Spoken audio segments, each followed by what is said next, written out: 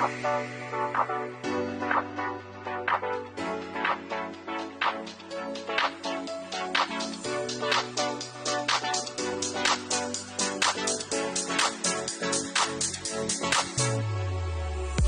listening to the Dad Whisperer podcast with Dr. Michelle Watson Canfield, the place where you, as a dad, will gain more tools for your fathering toolbox, and where moms and daughters are also invited to listen into the conversation. Now, here is your host, Dr. Michelle Watson Canfield.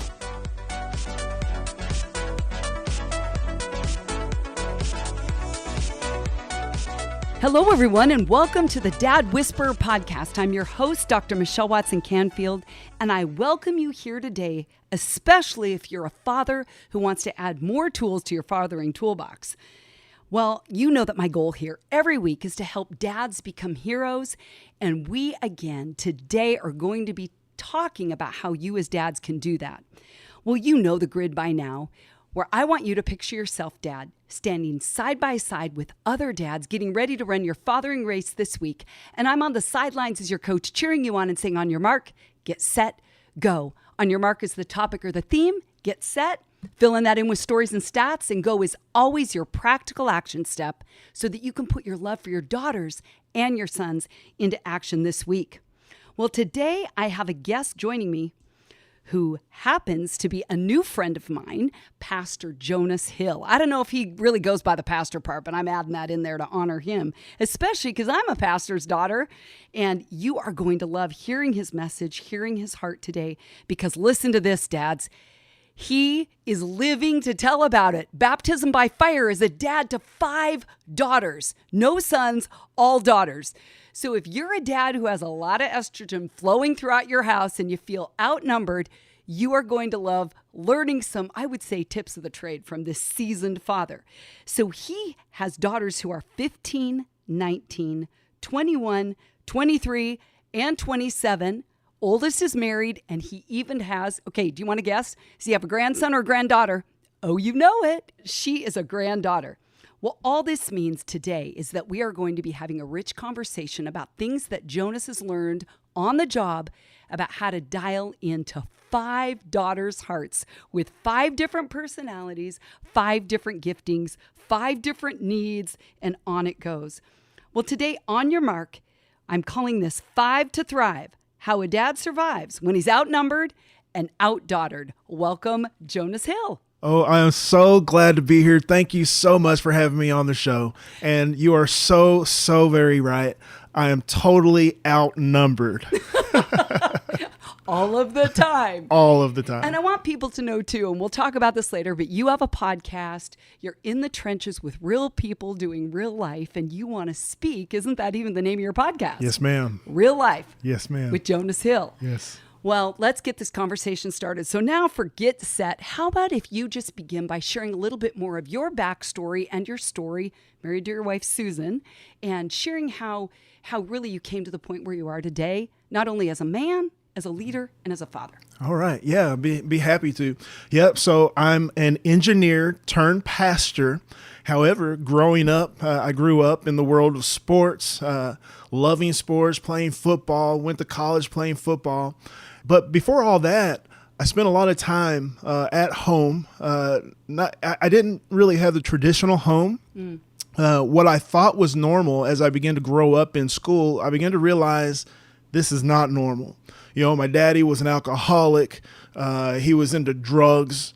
I remember just a number of times, just as a small child, just sitting on my daddy's lap, and while he was smoking pot, and I just remember the dizzying effect that it would have on me as a little boy. Yeah. You know, so I always had alcohol in the home. I always had drugs in the home.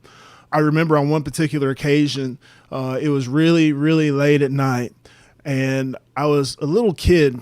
The reason I say that is because I had those, you know, the little slicky foot pajamas, the ones that zip all the way up, you know, zip. Love those. Yeah. So I remember I was very young at the time. And I remember on this particular occasion, the room was just filled with smoke. My dad had his drinking buddies over, and I walk around the corner and I look and I see my daddy, you know, because I had heard a thump. I look and I see my daddy laying on the ground. And so I start screaming at the top of my lungs, "Daddy, Daddy, what's wrong with my daddy? What's wrong with my daddy?" And about that time, one of these men turned around and grabbed me by the shoulders. And he's pushing me out of the room, and I'm screaming at the top of my lungs. Right. And the last thing I remember seeing was two men dragging my daddy's lifeless body outside the back door. Do you understand what it does to a child to feel like their daddy died in front of them? Yeah. You know, I can't imagine. Yeah, it was very, very tough. And, you know, come to realize later was my daddy had just passed out, and they drug him outside to get him some air. And even today, I speak with my dad, and he tells me about a time that he remembers waking up in the backyard. But he didn't realize at the time that that was a part of my horror and a part of my tragedy, you see, because my daddy was my hero. But the problem, regardless of what he did or didn't do. Yeah. He was my hero, but he was stuck. He was trapped. He was an alcoholic. I remember my mom and my dad just fighting one particular night, and come to realize, you know, they were just screaming and cursing each other. And my dad ran out the back door and just slammed the door, and just the entire trailer, we lived in a trailer back in those days, the entire trailer just shook. It just shook the foundations. And come to realize that the reason they were arguing so badly was because my daddy was wanting to take the last little bit of money that we had, and my mother was needing it to go buy us kids milk, right? So just the whole concept of, you know, being an alcoholic, there's something about it that causes you to be self-centered. You don't realize the true gravity of what's happening around you and the effect, the negative effect that you have on other people. You know, I so appreciate you starting with that story of your childhood. And I often, especially as a licensed professional counselor now for almost 30 years in the trenches with men and women, is saying we have to go back and see how our story began and the impact and the imprint, right, that our mom and dad had on us, and very similar to you. So you grew up in Kentucky. My dad grew up in Chicago. 3 different last names among the 7 kids. And the last time he ever saw his alcoholic dad in the home is when his mom put an iron to his dad's drunk face. And that was the last time he was allowed in the house. And my dad tells stories of being on a bus in downtown Chicago, hadn't seen his dad in, I don't know if it was months or years. And his drunk dad is back in the back seat going, "Those are my boys," you know, and recognized 2 of them, and so embarrassed. And yet, like you just shared, and I so appreciate that, Jonas, because you're saying, but he was still my hero, right? God has put something in the hearts of us as men and women to want our dad to be a hero, to be a leader. And so many dads like you didn't have a role model for how to do that. So now fast forward to how you became a dad. Yeah. So I became a dad before I really expected to become a dad. You know, my wife, well, she wasn't my wife at the time. She was actually my girlfriend of 3 years. And in high school, in high school, right? Yeah. We were high school You're sweethearts. Just babies. We were just babies ourselves. Well, turns out, just to kind of make a long story short, she ended up pregnant with my child. You know, and the crazy thing is, we were both Christians. Yeah, but we were doing the wrong thing. Does it? It's That's like, right. Yeah. I mean, how many dads listening say, I either don't talk to my daughter about sex because I don't want to know. Dad, I want you to turn that around. Yeah. We can even go into research. Your daughter will delay her sexual debut if you open up that conversation. But coming back to your story is, I didn't expect know what to do, probably with your inner world, because in your home, you didn't see that modeled of attending to that area, right? Yeah. So here you are, you become a dad. So what did you do with that news? Our whole world began to fall apart. I was terrified. My girlfriend at the time was terrified. Thankfully, we had somebody in our lives that they were just friends. They were a little older than us, but they were able to pour into us and give us the proper guidance that we needed. Because we were just kind of thinking some very crazy thoughts, crazy thoughts. And I just couldn't imagine not having. Let's get rid of this baby. Yeah, let's get rid of the problem. Let's get rid of the problem. Unfortunately, that's how we saw it at the time. as a problem. Wow, that's profound. now- That'll preach right there. Oh, yeah, yeah. Now we see our beautiful daughter, my oldest daughter. She is such an influence. She's so influential in the world in which she lives. She's a nurse. She's sold out to God. She does ministry. That's what she does. You know what? I love that you're saying this, and you can see tears are coming to my eyes because my parents were pregnant with me too before they got married. And I could have been the one that was aborted. Yeah. And you talk about your oldest daughter having gifting, and I, like her, could have been the one that wasn't here. Yeah.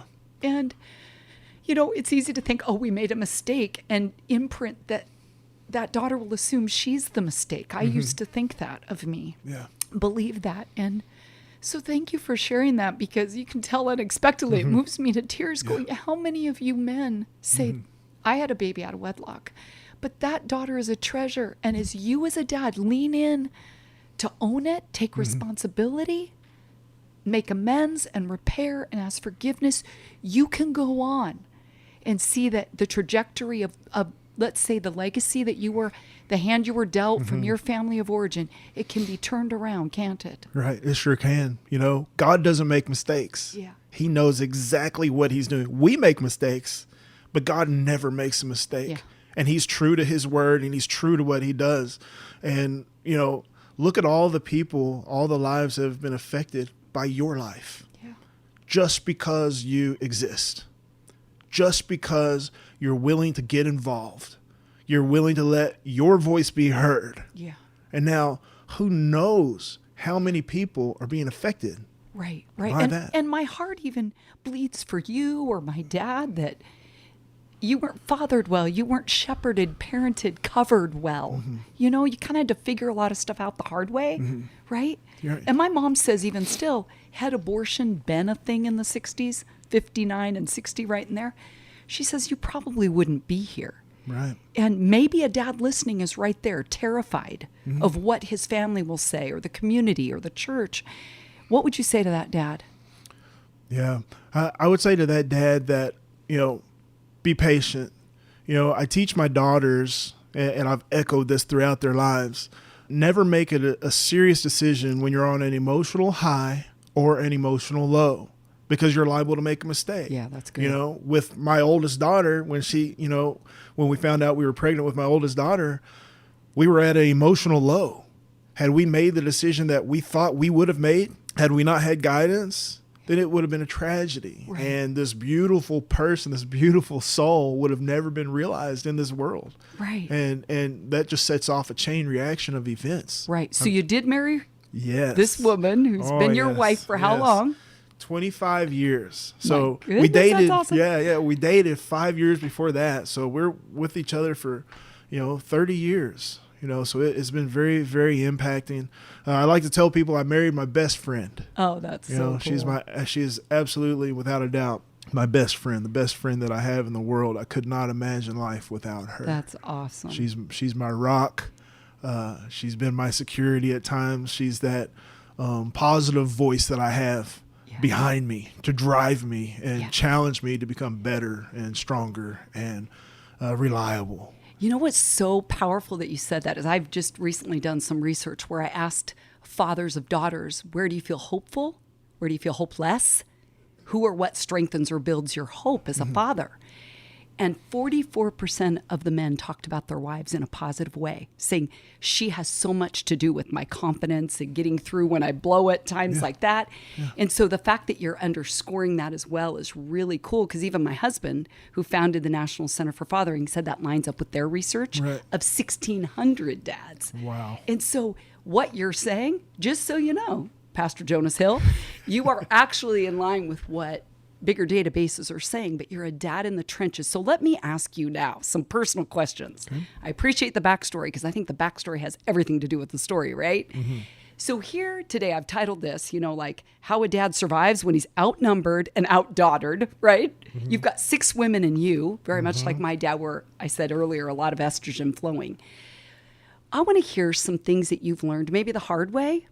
I imagine if you're like a lot of dads I've talked to, especially with 5, you probably are more like one or two of them, whereas some others maybe are wired more like your wife or you don't understand them. I'm going to let you take this where you want to go. What have you learned about how to be a dad who's stepping into the space of your daughters who are all wired different, all have different needs? They don't come with a playbook.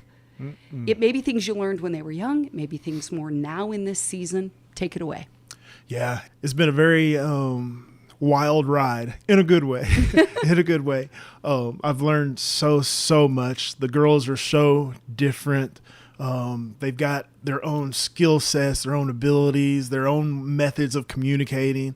They have, when you're raising a child, you begin to realize that every child is different. They're all unique. And because they're unique, they all have their own individual needs. Right. So what may work for one may not work for the other, and vice versa. So you really have to take the time to spend with your daughters in order to understand what are those needs that they have, what are those areas in which they need to improve, where do they need more encouragement. We got to speak into the life of our daughters. That's so very important. So in a practical way, Jonas, how do you make time for 5? I know dads that have 2 that say it's hard to find time with their busy schedules or with my busy schedule. How do you juggle that? Practically speaking, how do you make time for all 5? In my life, I've learned to become an opportunist.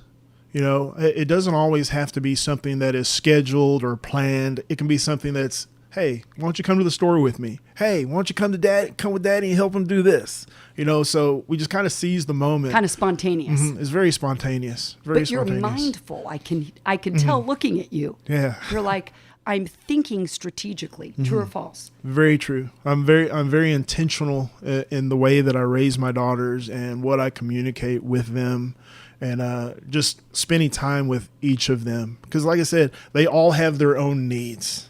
They all have their individual needs. They're so very different. How are you take us into your brain, into your mindset. What does intentionality as a father of girls, of daughters look like? It basically, you could be sitting on the couch on your phone. A lot of times we're on our phones, but you can be sitting on the couch and your daughter comes in and you just intentionally make time to spend with her. So I want to share this because this is something that we've done, my wife and I have done since our very first daughter was born.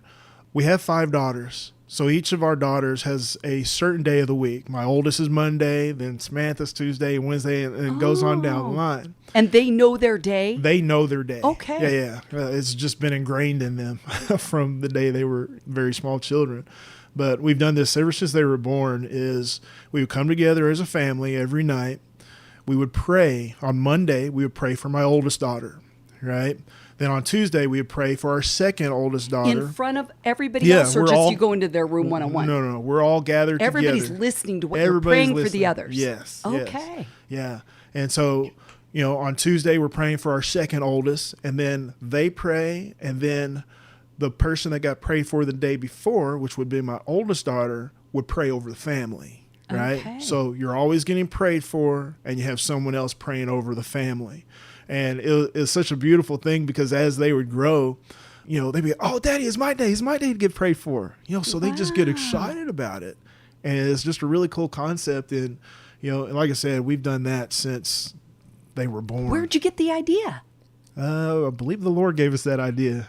We didn't see it as just something that we've always done as a family. It just worked for us. So Dad listening, if you've never done that, what would you tell that dad? Hey, start praying. And I also want to say this. Don't be afraid to pray with your wife, right? Because that's where it really all began. Before our kids were here, we were praying together. Don't be afraid, as a man, don't be afraid to take your wife by the hands and pray with her. Pray. Just set a normal time to pray, whether it's in the evening or in the morning. You mean kind of establish a rhythm? Establish a routine. But what about men that say, I'm not good at praying? I don't even know where to start. She's so much more sensitive spiritually than I am. I feel like a novice. I don't even know what to say. Where would you tell them to start to learn how to pray and lead that way? I would say just start in the beginning because honestly, we're all novices in the beginning. You have to start somewhere. There's a first time for everything, right? Yeah. So just start. And it doesn't have to be anything like real great or mind-blowing. Just start with the simple things. Just pray. If there's a need, just pray for it. Yeah. Talk to God in front of your wife. And be vulnerable. You don't have to have it. Like we always say, you don't have to be perfect. Right. You just have to be present. I think another thing I would say to dads, if they really don't know where to start, open up a psalm and say, over my wife, I'm going to pray. Did you know the Lord is your shepherd and you don't have a want? He wants you to lay down by green pastures. You could pray something already written in the Bible. What do you think of that idea? I think it's a great idea. I think it's very good. It's always good to include God's word in what you do. Pray God's word over one another. And I think you'll be shocked at how much it impacts, your life and your family. It's so very important. And if you don't mind, I'd like to say something else that I just kind of feel right now is very important for fathers to know. Tell your daughters that you love them. They need to hear that from you. Those words. They need to hear those, I love you. How often? As often as needed, as often as you feel it, as frequent as you can. Whenever it comes up on your mind, tell them. Before you get off the phone with them, tell them, right? Before they go to bed, tell them, I love you. You know what I really appreciate about you saying that? This is what's coming to me now in my spirit. Is today we're talking about when you as a dad are, right? Outnumbered, outdaughtered, out-estrogened, all those things. Is sometimes as men, you don't have to have as many words. You don't have to have all the emotions. That's where I have men say, too many words, too many emotions. Here, go to mom. She'll listen longer than I can.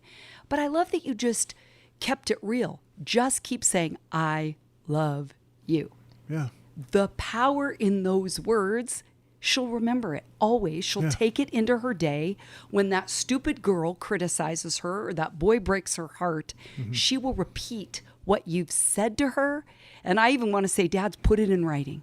Right. In your own handwriting. We have a world of technology.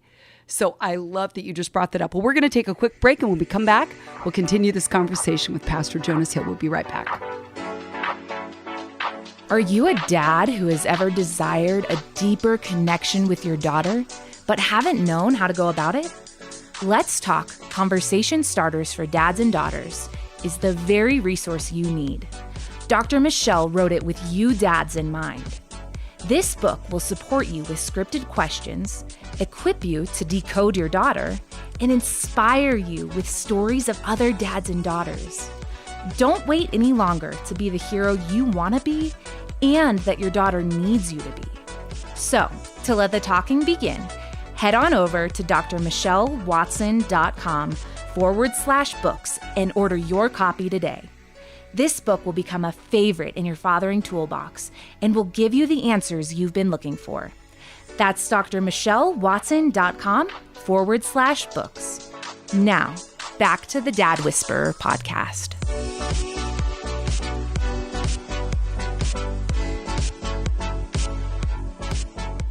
Welcome back. I'm here today with my new friend, Pastor Jonas Hill, a dad to 5 daughters. Yes.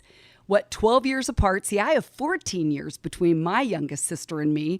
So that big age range, right? You parent different, you father different from the first to the last, don't you? Yes, you do. And you learn some of that stuff the hard way. Well, one of the things I wanted to ask you about today, Jonas, is there are a lot of dads that may feel overpowered in their home because they're the odd man out when it's all women. How would you speak? How have you survived that? What mindset? I love how you talked about being intentional, but what things could you say to the dad that says, I'm always getting it wrong. I don't say the right thing. I step on a landmine and she freaks out, or I have to be the heavy. Talk to the dad that says, I feel like I just sometimes make it worse and I'll just let the women go off on their own. They have a great tribe going and I'll just salute them and support them and cheer them on from a distance. Yeah. It's so funny that you say that. I can only smile and chuckle because I've been there. I've been there, and you do, it's a reality. Sometimes you're outnumbered, and that's just the reality of it. But I would say be patient, be real. Be real about your feelings and what's going on. Right, to your daughters or to your wife? Both. Okay, but to your daughters, what would that look like? Yeah, just being real with them. Don't be afraid to express your feelings. regardless of the situation, if you've been hurt or something makes you feel some kind of way, don't be afraid to open up to them. Show your vulnerability, because at the end of the day, your daughters are going to seek someone like you for their life partner. Exactly. That's what they're going to look for. So, and you're not going to be perfect. You will not be perfect. You're not going to do everything right. This is a learning process, and I want to put emphasis on that word process. It is a point of transition. It is a point of transformation. There's a lot of healing that's associated with that, and a lot of hurt that comes along with it too. But at the end of the day, your daughters should never question whether or not you love them. That's the thing that needs to echo in their spirit, is that Daddy loves me despite me. He loves me regardless of any mistake that I've made, regardless of anything that I've done. I always have a place to come home. Yeah. A place to come home. And that's your heart, Dad. Yeah. It's really even more than a physical building, isn't it? Four Right. walls of your house. It's, it's your heart space. Mm-hmm. Which, what comes to my mind when you shared that is, how did Susan, your wife's dad, respond when he found out she was pregnant? He was angry. Not only was he angry, but I got to share a little bit about my wife's mother. She was even more angry. She was very upset whenever they found out, and rightfully so. I don't blame them. At both of you, or more her, or more you? At both of us. Okay. Yeah, at both of us. But there was a period of time there where I don't think they were real happy to see me, because I kind of betrayed their trust. I didn't do what was right. I acted outside of my character and my nature, because I tried to do what was right. One thing Daddy always taught me, even when he was doing wrong, was he taught me to do what was right. Son, Isn't that interesting? Yeah, it's very interesting. Yeah, do what I say, not what I do. Yeah. But he was still speaking into your life. Yeah. Son, whatever situation you find yourself in, just do the right thing. Whatever it is, just do the right thing. Give your absolute best. And at the end of the day, if your best isn't enough, you just do you.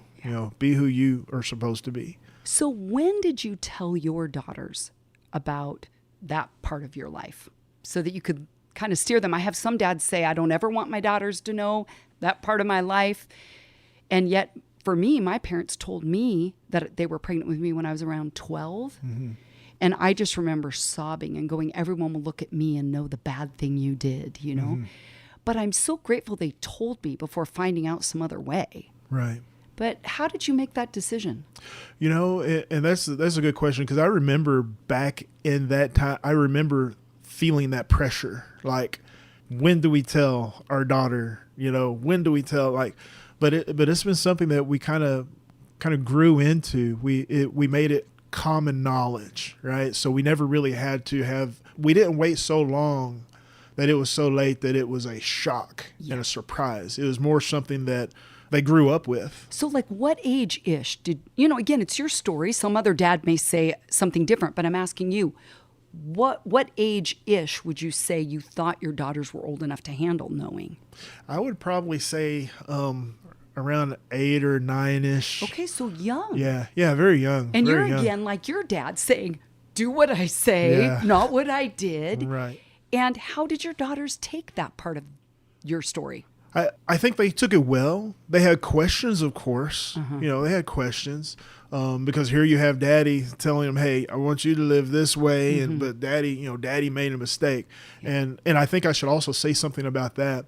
Oftentimes, as parents, where we've made mistakes in our past, we feel as though we don't have the right to properly counsel or speak into our children's lives because of the guilt and the shame that we've had in our past. So we almost feel as though we are unworthy of sharing that information.